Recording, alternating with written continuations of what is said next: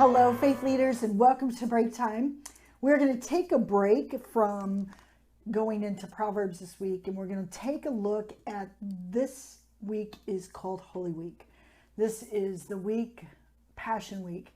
This is the week of our Savior's pain and suffering. And so we're going to spend this time this week just looking at each day. What was his experience?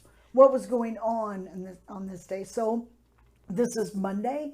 So this day, on this particular day, many things happened, but we're just going to look at one. For instance, in Luke 11, it says, the next day, as they were leaving Bethany, Jesus was hungry. Seeing in the distance a fig tree in leaf, he went to find out if it had any fruit. When he reached it, he found nothing but leaves, because it was not the season for figs. Then he said to the tree, "May no one ever eat fruit from you again."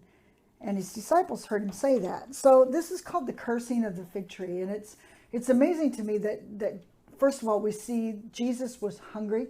Jesus needed food, and he went over to the fig tree to see. Now, the interesting thing about a fig tree, when it leaves, it brings out the fruit at the same time. And so there was no fruit on the tree. It was a fruitless tree. And so Jesus looked at it and he cursed it. May no one ever eat of this fig tree again. And I'm amazed at, first of all, the why that Jesus did this. But he later on explains that he did this as a teaching to his disciples that we are to be people that are filled with fruit. We're to be those people that where Jesus is, where I am, there we are. And as a result of being connected with Jesus so tightly, that we are people that are exhibiting his fruit to the world that we live in. He is in us and we are in him. He is the vine, we are the branches. And as a result of that connection, that divine connection with our Savior, there is fruit. And fruitless people, what good are they in the kingdom? And this is, Jesus says it a little bit more milder than I do, but I think in his heart, it cannot sit well, because here he is in Passion Week. He's revealing to his disciples and to us what is the most significant teachings that he could leave with us. And then we have this teaching of this fruitless fig tree.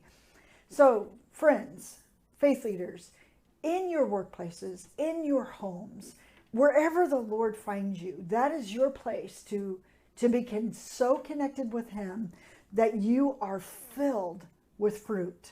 Now, what is fruit? Fruit is the manifestation of the Lord living in you. And the number one fruit that we can give to the world that we live in is love. Always love. I mean, love should be the core. It should be our motivation. It should be why we do what we do. We're going to talk a lot about this week.